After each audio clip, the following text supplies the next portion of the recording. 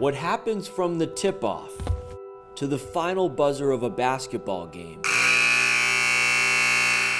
rarely defines our lives.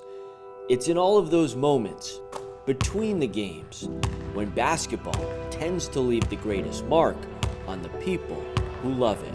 It's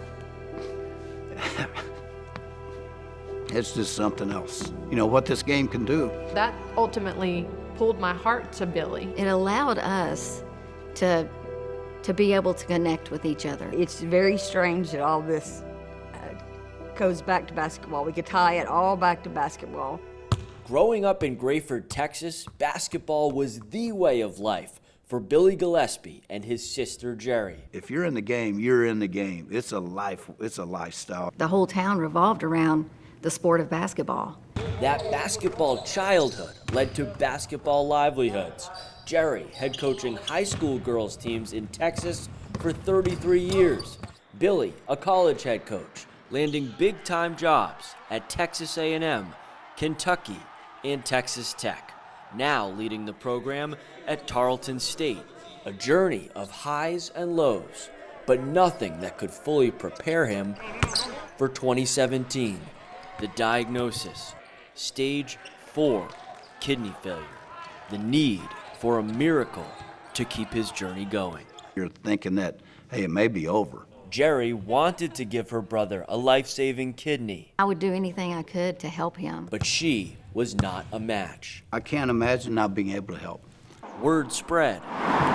And on a December Saturday in Tahlequah, Oklahoma, an article about Billy's story flashed across the Twitter feed of another college basketball coach's wife. Didn't know him at all. And Erica Downey did not know much at all about donating a kidney.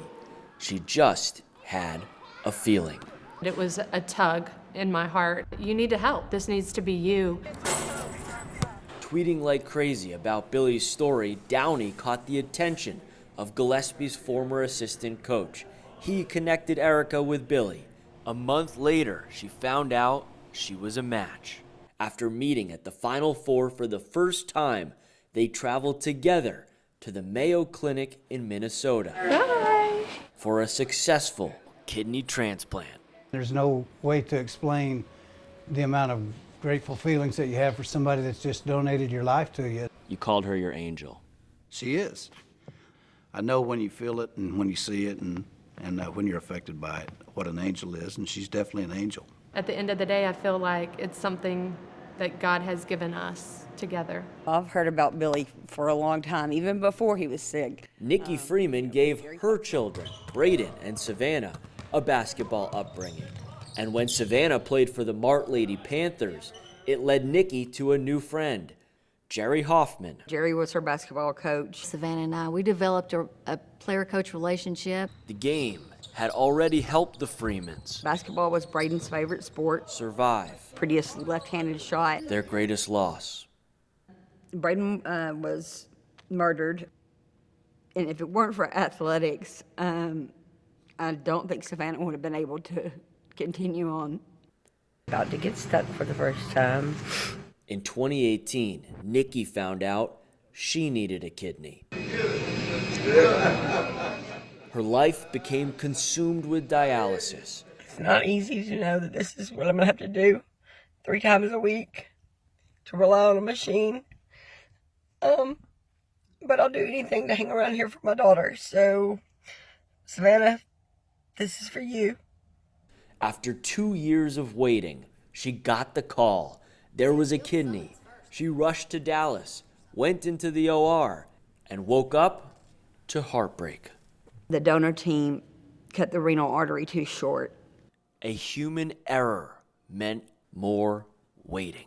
I just started crying and saying, no, no, no, no, no, no, no. All the while, Jerry Hoffman was still on the Mayo Clinic's mailing list from her attempt to be Billy's donor. The letters would say, donation still an option. And she realized, I am interested in being a donor. interested in being Nikki Freeman's donor. To have that sort of impact on someone else, why not? This time, Jerry was a match. In January, Nikki Freeman returned to Dallas with new hope. for a surgery that just so happened to fall on what would have been her late son's birthday. Yeah, this is meant to be. This is going to happen this time. Nikki Freeman's wait is finally over. I can actually live my life. Jerry Hoffman finally got her chance to save a life. It's the most rewarding thing that you can do.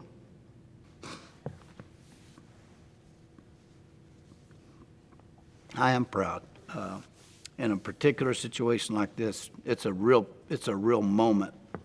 This March, another moment. Not all families blood. A new basketball family in the same room for the first time.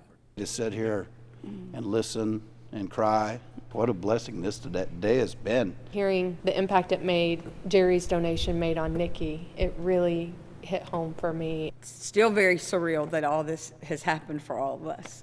Erica and I both understand the other part of it is we have a gift too. A gift they hope will inspire others to give.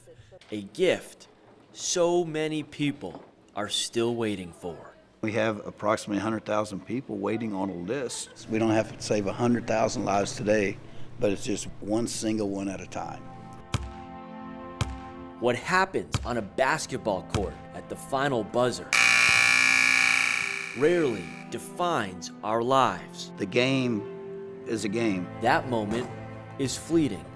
What lasts is how the things we love, like basketball, shape us, connect us, move us to step into someone else's path and keep their journey going, to be their Angel. I mean, it's a God thing. It's a God thing. God and basketball.